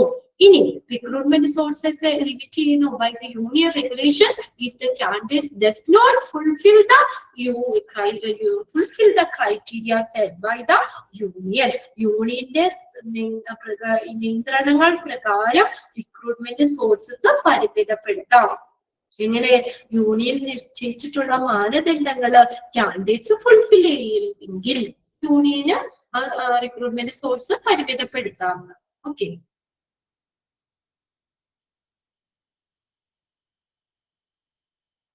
ഒന്നാമത്തെ സെന്റൻസ് അണ്ടർലൈൻ ചെയ്തിടാം കേട്ടോ.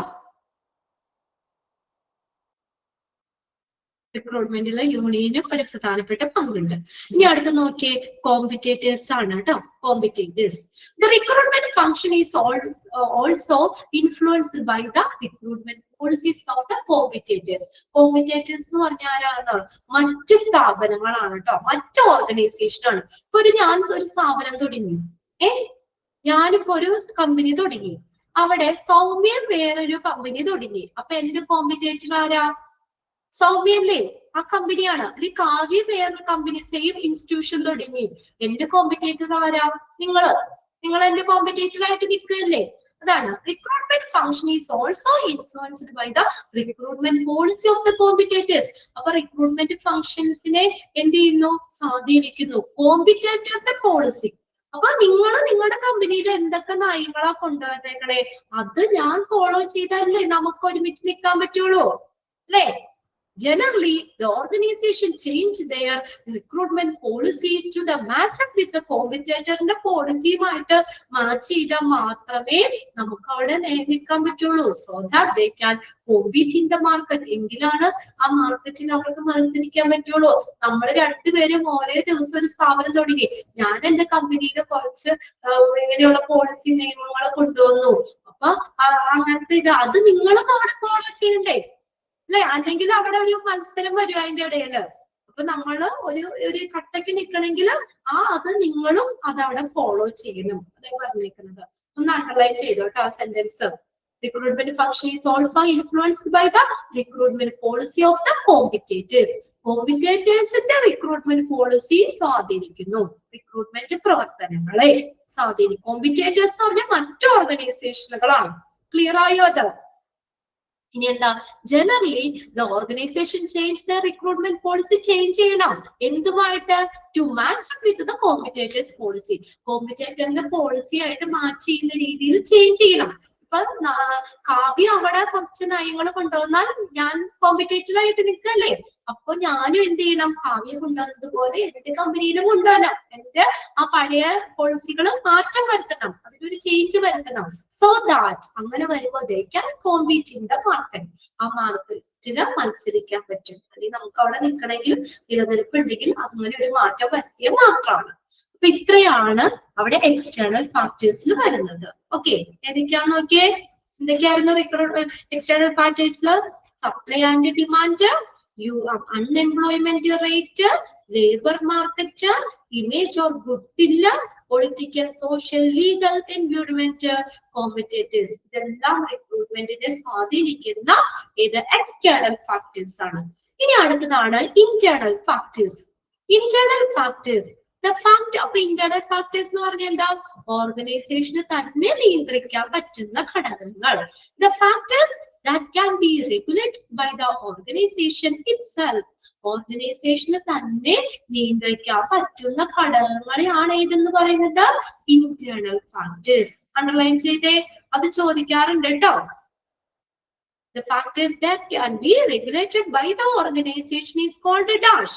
ഓർഗനൈസേഷൻ തന്നെ നിയന്ത്രിക്കാൻ പറ്റുന്ന ഘടകങ്ങൾ ഏതാണ്? ഇന്റേണൽ, ഉള്ളിലുള്ളത്. അപ്പൊ ആ കമ്പനിക്ക് നിയന്ത്രിക്കാൻ പറ്റുമല്ലോ, അങ്ങനെ ഓർത്താൽ മതി. അണ്ടർലൈൻ ചെയ്ത എല്ലാവരും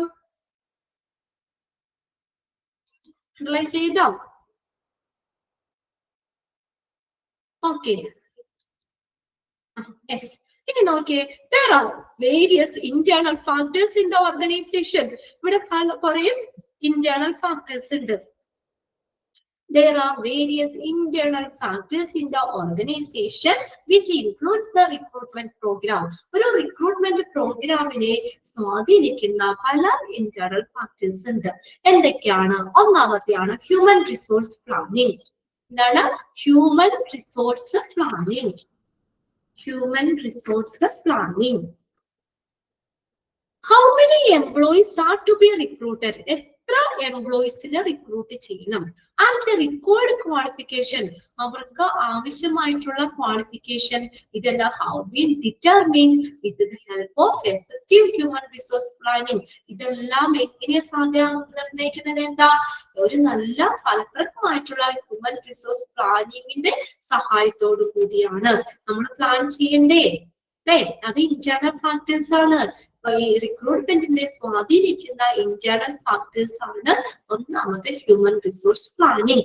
ഹ്യൂമൻ റിസോഴ്സ്, മാൻ പവർ, നമ്മൾ അവിടുത്തെ സ്റ്റാഫിനെ നമ്മൾ എത്ര പേര് വേണം, ആ പൊസിഷനിലേക്ക് റിക്വയർഡ് ക്വാളിഫിക്കേഷൻ ഉള്ള എത്ര പേര് വേണം എന്ന് നമ്മൾ എങ്ങനെയാ ഡിറ്റർമിൻ ചെയ്യുന്നത്? എന്തിന്റെ സഹായത്തോടെ? ഒരു ഫലപ്രദമായിട്ടുള്ള ഹ്യൂമൻ റിസോഴ്സ് പ്ലാനിങ് ഇതിലൂടെയാണ്. അണ്ടർലൈൻ ചെയ്തോളണം കേട്ടോ സെന്റൻസ്.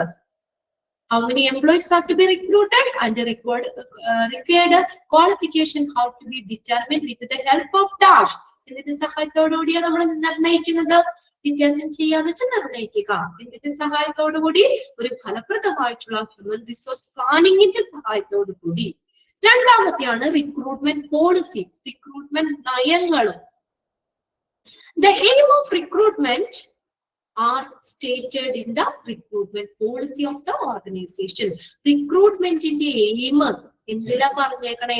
ഓർഗനൈസേഷന്റെ റിക്രൂട്ട്മെന്റ് പോളിസിയില്, റിക്രൂട്ട്മെന്റ് നയത്തിൽ പറഞ്ഞിരിക്കുന്നു.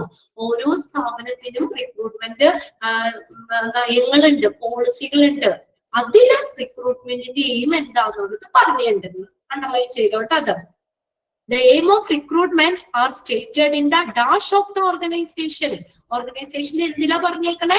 റിക്രൂട്ട്മെന്റ് പോളിസിയിൽ പറഞ്ഞിട്ടുണ്ട് റിക്രൂട്ട്മെന്റിന്റെ എയിം എന്താണ്. It also give an outline for the execution of the recruitment program. ഇത് എന്തും കൂടി ഔട്ട്ലൈൻ എന്ന് പറഞ്ഞാൽ എന്താ? ഒരു രൂപരേഖ. ഈ റിക്രൂട്ട്മെന്റ് പ്രോഗ്രാം നടപ്പിലാക്കുന്നതിനുള്ള എക്സിക്യൂഷൻ, നടപ്പിലാക്കുന്നതിനുള്ള ഒരു രൂപരേഖയും റിക്രൂട്ട്മെന്റ് പോളിസി നമുക്ക് തരും. റിക്രൂട്ട്മെന്റ് പ്രോഗ്രാം നടപ്പിലാക്കുന്നതിനുള്ള ഒരു രൂപരേഖയും ഇതിൽ കിട്ടും. ഏതിന്ന്? റിക്രൂട്ട്മെന്റ് പോളിസി നമുക്ക് തരും. റിക്രൂട്ട്മെന്റ് പോളിസിയിൽ നിന്ന് കിട്ടും. Okay. Dash give an outline for the execution of recruitment program. എന്താ? Recruitment policy. അണ്ടർലൈൻ ചെയ്തോ? രണ്ട് സെന്റൻസും അതിൽ അണ്ടർലൈൻ ചെയ്തിട, കൃത്യമായിട്ട് നോട്ട് ചെയ്തിട. ഇനി അടുത്തതാണ് സൈസ് ഓഫ് ദ ഫേം. മൂന്നാമത്തെ എന്താണ്? ആ ഒരു സ്ഥാപനത്തിന്റെ വലിപ്പം എന്ന് പറഞ്ഞ ഓർഗനൈസേഷൻ. ആ ഒരു ഓർഗനൈസേഷന്റെ സ്ഥാപനത്തിന്റെ വലിപ്പം നോക്കിയേ. Another vital factor that affect the process of recruitment is the size of the organization. അപ്പൊ റിക്രൂട്ട്മെന്റിനെ അഫക്ട് ചെയ്യുന്ന ഇന്റേണൽ ഫാക്ടേഴ്സിൽ വരുന്ന ഒരു കാര്യം ഓർഗനൈസേഷന്റെ വലിപ്പം. If the organization intend to broaden its operation and grow its business, ഒരു സ്ഥാപനം അതിന്റെ പ്രവർത്തനങ്ങള് ബ്രോഡൻ, വികസിപ്പിക്കാൻ തീരുമാനിച്ചിട്ടുണ്ടെങ്കിൽ, ഉദ്ദേശിച്ചിട്ടുണ്ടെങ്കിൽ, ഇന്റന്റ് എന്ന് പറഞ്ഞാൽ ഉദ്ദേശിക്കുക. ഓർഗനൈസേഷൻ അവിടുത്തെ പ്രവർത്തനങ്ങള് നമ്മള് വലുതാക്കാൻ ഉദ്ദേശിച്ചിട്ടുണ്ടെങ്കിൽ, അല്ലെങ്കിൽ ബിസിനസ് വളർത്താൻ ഉദ്ദേശിച്ചിട്ടുണ്ടെങ്കിൽ എന്ത് വേണം? It will plan for hiring more employee. വേണ്ടേ? ഞാൻ എന്റെ സ്ഥാപനം വലുതാക്കുവാണെങ്കിൽ എന്ത് വേണം? കൂടുതൽ എംപ്ലോയീസിനെ അവിടെ ഹയർ ചെയ്യാന്ന് വെച്ചാൽ നിയമിക്കുക. ഹയറിംഗ് എഴുതി വെച്ചോട്ട്, അറിയില്ലാത്തവര്. നിയമിക്കുക. കൂടുതൽ എംപ്ലോയീസിനെ അവിടെ നിയമിക്കണം. To carry out its function. ആ ഓർഗനൈസേഷന്റെ പ്രവർത്തനങ്ങള് നടപ്പിലാക്കാനായിട്ട് കൂടുതൽ എംപ്ലോയീസിനെ ഹയർ ചെയ്യണം, നിയമിക്കണം. അപ്പൊ എന്താ? ഓർഗനൈസേഷന്റെ വലിപ്പം കൂടുന്നതിനനുസരിച്ച് കൂടുതൽ റിക്രൂട്ട്മെന്റ് നടത്തണം. ഓക്കെ. അതും റിക്രൂട്ട്മെന്റിനെ അഫക്ട് ചെയ്യുന്ന ഒരു ഇന്റേണൽ ഫാക്ടർ ആണ് സൈസ് ഓഫ് ഫേം, ഓർഗനൈസേഷന്റെ വലിപ്പം. ക്ലിയർ ആയോ? ആ സെന്റൻസ്, രണ്ടാമത്തെ സെന്റൻസ് അവിടെ നോട്ട് ചെയ്തിടാം.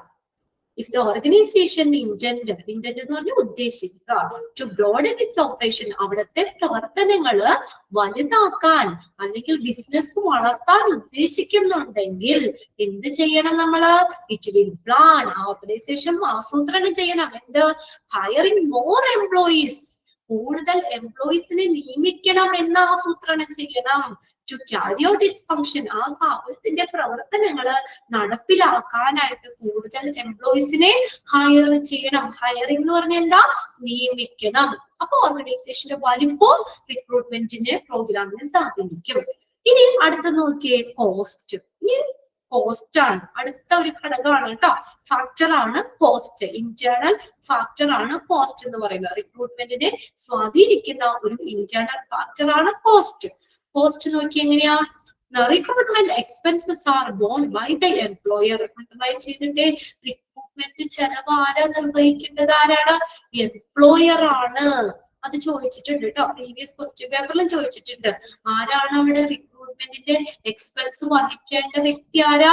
എംപ്ലോയർ. എംപ്ലോയർ ആണ്. തൊഴിലുടമയാണ്. എംപ്ലോയർ ആണ് റിക്രൂട്ട്മെന്റിന്റെ expense വഹിക്കേണ്ടത്. Therefore, organization try to make the use of that source of recruitment which gives more output in less cost. കുറഞ്ഞ ചെലവില് കൂടുതൽ ഔട്ട്പുട്ട് കിട്ടുന്ന റിക്രൂട്ട്മെന്റ് സോഴ്സ് ഉപയോഗിക്കാൻ ഓർഗനൈസേഷൻ ശ്രമിക്കും. അല്ലേ? അതല്ലേ വേണ്ടത്? ആരാ? ഇപ്പൊ ഞാനാണെങ്കിൽ, എംപ്ലോയർ ഞാനാണെങ്കിൽ എന്റെ കയ്യിലാ കാശോണേ. അപ്പൊ ഞാൻ എന്ത് ചെയ്യും?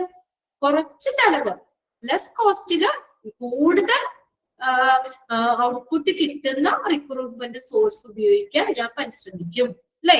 കുറഞ്ഞ ചെലവ് കുറച്ചിട്ട് കൂടുതൽ ഔട്ട്പുട്ട് കിട്ടുന്ന സോഴ്സ് റിക്രൂട്ട്മെന്റ് സോഴ്സ് ഉപയോഗിക്കാനായിട്ട് ഈ എംപ്ലോയർ ശ്രമിക്കും, ഓർഗനൈസേഷൻ ശ്രമിക്കും. അണ്ടർലൈൻ ചെയ്തോ. Recruitment expenses are borne by the ആരാണ് നിർവഹിക്കുന്നത്? എംപ്ലോയർ. ക്ലിയർ ആണോ? അപ്പൊ ഇത് നാലുമാണ് ഏതില്? ഇന്റേണൽ ഫാക്ടേഴ്സിൽ വരുന്നത്. ഇത് ചോദിക്കാം കേട്ടോ, ഇങ്ങനെയും ചോദിക്കാം. Which of the following is included in internal factors affecting the recruitment? ഏതാണ് ഇന്റേണൽ ഫാക്ടേഴ്സിൽ വരുന്നത്? Human resource planning, recruitment policy, size of cost. കിട്ടിയോ? നാലെണ്ണോ? സൈസ് ഓഫ് ദ കോസ്റ്റ് അല്ലെ. ഒന്നാമത്തെ ഹ്യൂമൻ റിസോഴ്സ് വേണം നമുക്ക്. എത്ര എംപ്ലോയീസ് വേണം, റിക്വയർഡ് ക്വാളിഫിക്കേഷൻ, എത്ര എംപ്ലോയീസ് വേണം എന്നുള്ളത് നിർണ്ണയിക്കുന്നത് ആരാണ്? ഒരു ഫലപ്രദമായിട്ടുള്ള ഹ്യൂമൻ റിസോഴ്സ് പ്ലാനിങ്ങിന്റെ സഹായത്തോടു കൂടിയാണ്. പിന്നെ അടുത്തതാണ് റിക്രൂട്ട്മെന്റ് പോളിസി. റിക്രൂട്ട്മെന്റിന്റെ എയിം എന്താണെന്നുള്ളത് ആ സ്ഥാപനത്തിന്റെ റിക്രൂട്ട്മെന്റ് പോളിസിയിൽ പറഞ്ഞിരിക്കുന്നുണ്ട്. പിന്നെ ഓർഗനൈസേഷന്റെ വലിപ്പം, അതൊരു ഫാക്ടറാണ്, റിക്രൂട്ട്മെന്റിനെ അഫക്ട് ചെയ്യുന്ന ഫാക്ടറാണ്. ഓർഗനൈസേഷന്റെ വലിപ്പം, ആ ഫേമിന്റെ വലിപ്പം കൂടുമ്പോൾ അല്ലെ, ആ ഓർഗനൈസേഷന്റെ വലിപ്പം കൂടുന്നതിനനുസരിച്ച് കൂടുതൽ എംപ്ലോയീസിനെ ഹയർ ചെയ്യണം. കൂടുതൽ എംപ്ലോയീസിനെ അവിടെ ഹയർ ചെയ്യാനായിട്ട് നമ്മൾ ആസൂത്രണം ചെയ്യണം. പിന്നെ അടുത്താണ് കോസ്റ്റ്. കോസ്റ്റ് ആരാ വഹിക്കേണ്ടത്? റിക്രൂട്ട്മെന്റിന്റെ എക്സ്പെൻസ് ആരാണ് വഹിക്കേണ്ട? ആളാരാണ്? എംപ്ലോയർ ആണ്. അപ്പൊ എംപ്ലോയർ എന്ത് ചെയ്യും? കുറഞ്ഞ ചെലവില് കൂടുതൽ ഔട്ട്പുട്ട് കിട്ടുന്ന റിക്രൂട്ട്മെന്റ് സോഴ്സ് ഉപയോഗിക്കാൻ ഓർഗനൈസേഷൻ ശ്രമിക്കും. ക്ലിയർ ആണോ? Internal external factors, factor affecting recruitment. Internal ഫാക്ടേഴ്സിൽ വരുന്നത് ഏത്? എക്സ്റ്റേണൽ ഫാക്ടേഴ്സിൽ വരുന്നത് ഏത്? ഓക്കെ. ഇനി അടുത്തതാണ് process of recruitment. Process of recruitment. The recruitment process involve different activities. ഈ റിക്രൂട്ട്മെന്റ് പ്രോസസ് എന്ന് പറഞ്ഞ ഒറ്റ സ്റ്റെപ്പിൽ ചെയ്യുന്ന കാര്യമല്ല. റിക്രൂട്ട്മെന്റ് പ്രോസസ് ഇൻവോൾവ്സ്, അതിൽ ഉൾപ്പെടുന്ന പല പ്രവർത്തനങ്ങളുണ്ട്. Through which competent potential candidates are searched as a specified by the human resource planning job specification. Then recruitment procedures is shown below. കണ്ടോ, ഒരു ഹ്യൂമൻ റിസോഴ്സ് പ്ലാനിങ്, ഒരു നിർദ്ദിഷ്ടമായിട്ടുള്ള human resource planning, job specification, ജോലിയുടെ നിർദ്ദേശങ്ങളൊക്കെ ഉള്ളത്, ജോലിനെ കുറിച്ചുള്ള നിർദ്ദേശങ്ങൾ, job specification എന്നിവയിൽ പറഞ്ഞിട്ടുള്ള വ്യക്തമാക്കിയിട്ടുള്ള യോഗ്യതയുള്ള ഒരു കാൻഡിഡേറ്റ്സിനെ നിയമിക്കുന്ന പ്രവർത്തനങ്ങൾ റിക്രൂട്ട്മെന്റ് പ്രക്രിയയിൽ ഉൾപ്പെടുന്നു. Human resource planning, job specification എന്നിവയിലെ വ്യക്തമാക്കിയിട്ടുള്ള യോഗ്യതയുള്ള കാൻഡിഡേറ്റ്സിനെ തിരയുന്നതിനായിട്ട് വിവിധ പ്രവർത്തനങ്ങൾ റിക്രൂട്ട്മെന്റ് പ്രോസസ്സിൽ ഉൾപ്പെടുന്നു. റിക്രൂട്ട്മെന്റ് പ്രൊസീജിയർ ഇതൊന്ന് നോക്കി വെച്ച് 6 സ്റ്റെപ്പ് ഉണ്ട്. ജസ്റ്റ് ആ ഡയഗ്രം ഒന്ന് നോക്കാം കേട്ടോ, എന്നിട്ട് നമുക്ക് ക്ലാസ് നിർത്താം.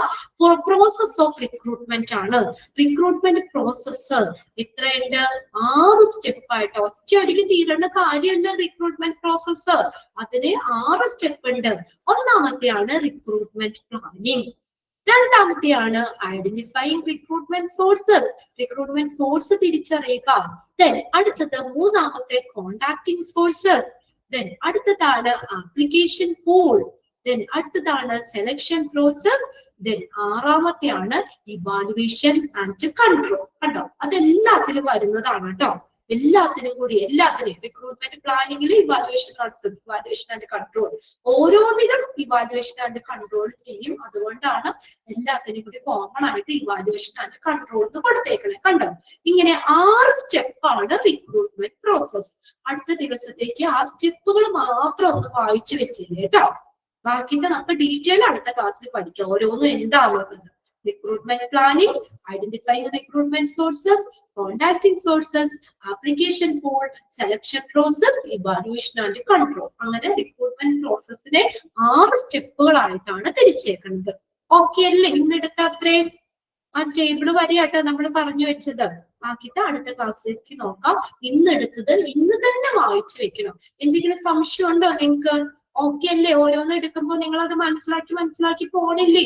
ഈ ഒരു പ്രാവശ്യം കൂടി ഒന്ന് വായിച്ചു വെക്കണം കേട്ടോ. എങ്കിലാണ് നമ്മുടെ മനസ്സിലേക്ക് ഐഡിയാസ് നേരെ കയറുള്ളൂ. ഫുള്ള് ബൈഹാർട്ട് ചെയ്ത് വെക്കല് നടക്കൂല. നിങ്ങൾക്കറിയാലോ, ഇതിങ്ങനെ എന്താ പറയാ, essay ബുക്കുകൾ ഇങ്ങനെ വലിയൊരു ചാപ്റ്റർ ആണ്. ഫുള്ള് ബൈഹാർട്ട് ചെയ്യാൻ പറ്റില്ല. കുറെ കാര്യങ്ങൾ നമ്മൾ മനസ്സിലാക്കി തന്നെ വെക്കണം. അണ്ടർലൈൻ ചെയ്തിട്ടൊക്കെ ഇട്ട് പ്രത്യേകിച്ച് ഒരു പ്രാവശ്യം ഒന്ന് വായിച്ചും വെക്കാം. എന്നാ നമുക്ക് ക്ലാസ് വൈൻഡപ്പ് ചെയ്താലോ? ഓക്കെ, അടുത്ത ക്ലാസ്സിൽ ആ പ്രോസസ്സ് നോക്കാം കേട്ടോ. റിക്രൂട്ട്മെന്റ് പ്രോസസ്സ് നോക്കാം. എല്ലാവരും ഇന്ന് തന്നെ ഒന്ന് വായിച്ചു വെക്കുക. ഇന്ന് ഞാൻ 5 ക്വസ്റ്റ്യൻ ഇവിടെ കൊടുക്കും. നാളത്തേക്ക് നിങ്ങൾക്ക് അത് കിട്ടും. 5 മോക്ക് ടെസ്റ്റുകളും ചെയ്ത് വെക്കുക കേട്ടോ. ചെയ്ത് നോക്കിയേ. ഓക്കെ, ബാക്കി നമുക്ക് അടുത്ത ക്ലാസ് നോക്കാം. Okay, thank U.